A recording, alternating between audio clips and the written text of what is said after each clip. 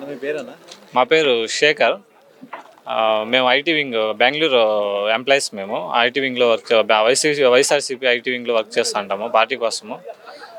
మేము అన్నా ఇప్పుడు ప్రతిపక్షాలు అసలు జగన్మోహన్ రెడ్డి ప్రభుత్వం అధికారంలోకి వచ్చినాక ఒక ఐటీ కంపెనీ లేదు, ఐటీ ఉద్యోగాలు లేవంటే దీని గురించి మీరు ఏం చెప్తారు? అసలు ఐటీ ఉద్యోగస్తులు ఇది చాలా తప్పు. యాక్చువల్గా హైటెక్ సిటీ కట్టింది నిర్మల్ జనార్దన్ రెడ్డి, స్టోన్ వేసింది. తర్వాత ఈయన టర్మ్ రావడం వల్ల అది బిల్డింగ్ కట్టాడు అంతే. అక్కడ వచ్చిన ఒక 10,000 ఉద్యోగాల వల్ల ప్రపంచమంతా ఆయనే కంపెనీలు తెచ్చాడు. ఆంధ్రప్రదేశ్లో ఉండే కంపెనీలైనా ఆయనే తెచ్చాడు అనేది చాలా తప్పు. ఆయన హైదరాబాద్లో హైటెక్ సిటీలో 10,000 జాబులు తేవడం వల్ల మేము బెంగళూరులో ఎలా జాబులు చేసుకుంటున్నాం? మా వైజాగ్లో ఇన్ఫో తెచ్చాడు, టాటా టీసీఎస్ తెచ్చాడు జగన్మోహన్ రెడ్డి గారు, విప్రో తెచ్చారు, హెచ్సిఎల్ తెచ్చారు. సో ఇలాంటి పెద్ద పెద్ద ఎంఎన్సీ కంపెనీలు తెచ్చారు. చాలా పెద్ద ఎంఎన్సీ కంపెనీలు తెచ్చారు. స్టార్టప్ కంపెనీలు 365 స్టార్టప్ కంపెనీలు స్టార్ట్ అయ్యాయి. చాలా మ్యానుఫ్యాక్చరింగ్ కంపెనీలు స్టార్ట్ అయ్యాయి. హెవిన్స్ ఇలాంటి పెద్ద కంపెనీలు మ్యానుఫ్యాక్చరింగ్ కంపెనీలు స్టార్ట్ అయ్యాయి. ఒక కియాన్ తెచ్చి ప్రతి ఒక్కసారి ఏళ్ళు చూపిస్తూ ఉంటారు. వైఫ్ అండ్ హస్బెండ్, వాళ్ళ కొడుకు పప్పు, ముగ్గురు. ఒక కియా దగ్గరకు వచ్చి అట్లాంటిది జగన్మోహన్ రెడ్డి గారు ఎన్ని కంపెనీల దగ్గరికి పోయి మేము తెచ్చామని కానీ ఆయనకు డబ్బా కొట్టుకోవడము తెలీదు. మేము చెప్పామని సెల్ఫ్ డబ్బా కొట్టుకోవడం తెలియదు కాబట్టి ప్రతి ఒక్క ఆయనకు అలాంటివి నచ్చవు కాబట్టి ఆయన అలాంటి పబ్లిసిటీకి చాలా దూరంగా ఉంటాడు. ఇది పూర్తయ్యి జనాలకు అవైలబుల్ కంపెనీలన్నీ జనాలకి ఉద్యోగాలు వచ్చినప్పుడు ఇది జనాలు ప్రతి ఒక్కరికి తెలుస్తుంది. ఇది లోకేష్ ఏమంటున్నాడంటే జగన్మోహన్ రెడ్డి అధికారంలో వచ్చినాక విద్యా వ్యవస్థను సర్వనాశనం చేసాడు, వ్యవస్థని బాగు చేస్తాడు. జగన్మోహన్ రెడ్డి గారు వచ్చినాకనే విద్యార్థులు చాలా బాగుపడ్డారు. వాళ్ళ స్టడీస్ పరంగా కానీ, గ్రౌండ్ లెవెల్లో వాళ్ళ స్టడీస్ పరంగా కానీ, నాడు నేడు పరంగా స్కూల్స్ కానీ ప్రతి ఒక్కటి మంచిగా అభివృద్ధి చెందాయి. కార్పొరేట్ బడులతో ధీటుగా మన గవర్నమెంట్ స్కూల్స్ చాలా డెవలప్ చేశారు.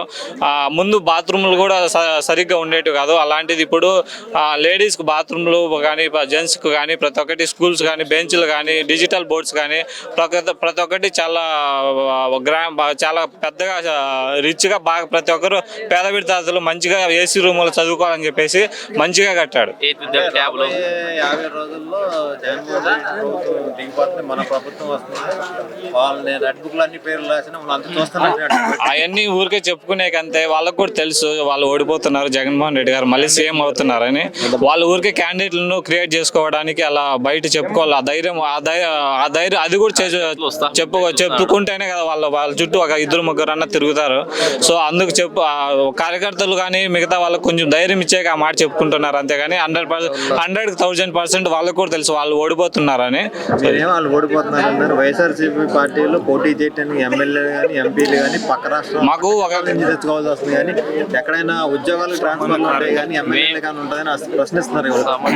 మా వైసీపీలో జగన్మోహన్ రెడ్డి గారు సామాన్య కార్యకర్తలను చాలా మందిని ఎమ్మెల్యేలు, ఎంపీలను చేశారు 2019లో. 2024లో కూడా చాలా మంది 2024లో కూడా లక్కప్ప అనే మడకసీర లక్కప్ప అంత సామాన్య కార్యకర్త అలాంటి వ్యక్తికి ఎమ్మెల్యే సీట్ ఇచ్చారు. ఇలాంటి వాళ్ళు చాలా మంది ఉన్నారు. నందిగాం సురేష్ ఇట్లాంటి చాలా మంది వ్యక్తులకు ఎమ్మెల్యే కానీ, ఎంపీ కానీ చాలా మందిని చేశారు. ఇలాంటి దమ్ము ధైర్యము చంద్రబాబు నాయుడు కానీ, పవన్ కళ్యాణ్ కానీ లేదు. వాళ్ళు అంత దమ్ము ధైర్యం చేయలేరు. వాళ్ళు సామాన్య కార్యకర్తలకు ఎమ్మెల్యే సీట్, ఎంపీ సీట్ ఇచ్చే అంత దమ్ము ధైర్యం వేరే పార్టీ ఎవరు చేయలేరు. అంత ధైర్యం అంటే పవన్ కళ్యాణ్ జగన్మోహన్ రెడ్డి ఇసుక చూసుకున్నాడు, మద్యం చూసుకున్నాడు. ఫస్ట్ థింగ్ వానికి అసలు సబ్జెక్టే రాదు, అసలు పాలిటిక్సే రావు. పవన్ కళ్యాణ్ అనే వ్యక్తికి వాడికి సినిమాలు రావు, ప్లస్ సినిమాలు రావు, రాజకీయాలు రావు. అనవసరంగా ప్యాకేజీలు తినేకి వస్తా అంటాడు పాలిటిక్స్ లో. చంద్రబాబు నాయుడు ఏమి ఇస్తాడు దానికోసం వాడు ఏం స్క్రిప్ట్ రాయిస్తాడు ఆయన ఈయన చదువుతా అంటాడు. ఆయనకు అసలు చెప్తాను కదా, మేము ఐటీ ఎంప్లాయీస్, మాకు అంతా ఇంత ఒక 10% నాలెడ్జ్ ఉంటుంది. అందులో 2 2% కూడా తనకి నాలెడ్జ్ అనేది ఉండదు. అంటే ఆయన అన్నాడు కదా, మన జగన్మోహన్ రెడ్డి కత్తి దించడమే మా జెండా అని. ఫస్ట్ థింగ్ వాని గురించి మాట్లాడమే మన దరిద్రం. పవన్ కళ్యాణ్ గురించి మాట్లాడమే మన ఆంధ్ర రాష్ట్రం దరిద్రం. అలాంటి వ్యక్తులను ఒక సర్పంచ్గా కూడా గెలిచిన వ్యక్తులను మనం నెత్తిన మనము మాటికి వాని పేరు ఎత్తుతామే. అదే మనకు మన ఆంధ్రప్రదేశ్లో ఉండే దరిద్రం. ఈ 2024 అది కూడా పెరిగేస్తాం. అంటే మొన్న జగన్మోహన్ రెడ్డి గారు వాలంటీర్లకి సన్మాన కార్యక్రమం టైం వచ్చింది, మన మడత పెట్టి వర్క్ చేయాలంటే కుర్చీలు మడత పెట్టిన కౌంటర్లు ఇస్తున్నారు. ఏంటి పంచి డైలాగులు? ఆ సినిమా డైలాగ్ చెప్పు ప్రతి ఒక్కటి కానీ కాపీ పేస్ట్. జగన్మోహన్ రెడ్డి గారు ఏమన్నా ఒక స్కీమ్ ఒకటి సిద్ధం అని పేరు పెట్టారంటే దానికి కౌంటర్గా ఏమన్నా పెడతారంతే కానీ వాళ్ళకి ఓన్ క్రియేటివిటీ ఏదీ లేదు. ఇది మళ్ళీ జగన్ అని చెప్పేసి మేము ఒకటి పెట్టుకున్నాము, ట్యాబ్ సిద్ధం అని చెప్పేసి, సిద్ధం కానీ మళ్ళీ జగన్ అని చెప్పేసి, మళ్ళీ కావాలి జగన్ అని చెప్పేసి ఇలాంటివన్నీ దీనిలోనే మాడిఫై చేసి కౌంటర్గా పెట్టుకుంటారే తప్పించి వాళ్ళకంటూ ఓన్ క్రియేటివిటీ అనేది ఏమీ లేదు. కాపీ పేస్ట్ చేస్తారు. జెండా కూడా రాబోయే 24 ఎలక్షన్ ఎలా ఉంటుంది? ప్రజలు ఎవరి వైపు ఉంటారు? ప్రజలు జగన్మోహన్ రెడ్డి గారి వైపు 100% ఉంటారని చెప్పి మనం అనుకుంటున్నాము. ఇక్కడ ఏదో ప్రతి ఒక్కరు అనుకుంటున్నారు అంతే, ఇదేదో పెద్ద యుద్ధం లాగా ఉంటది, జగన్మోహన్ రెడ్డి గారికి టఫ్ అవుతుంది అని చాలా మంది అనుకుంటారు అంతేగాని కానీ వైఎస్ఆర్సీపీ వన్ సైడ్. ఈ ఎలక్షన్ మూమెంట్ కాబట్టి ఆ వాతావరణం కనపడడం సహజము ప్రతి ఒక్క ఎలక్షన్లో. కానీ వైఎస్ఆర్సీపీ సహజం అనేది ఎలక్షన్ ఓటు అయిపోయిన తర్వాత ప్రతి ఒక్కరికి అర్థమవుతుంది.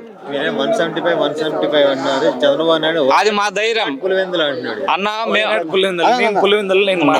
అన్న మా ఫ్లాగ్ ఇది ఒకటే, మేము ఇది ఒకటే మోస్తాము. మా అన్న కూడా మాకు వేరే ఫ్లాగ్ ఇవ్వడు. మేము జీవితాంతం బ్రతుకున్నంత కాలం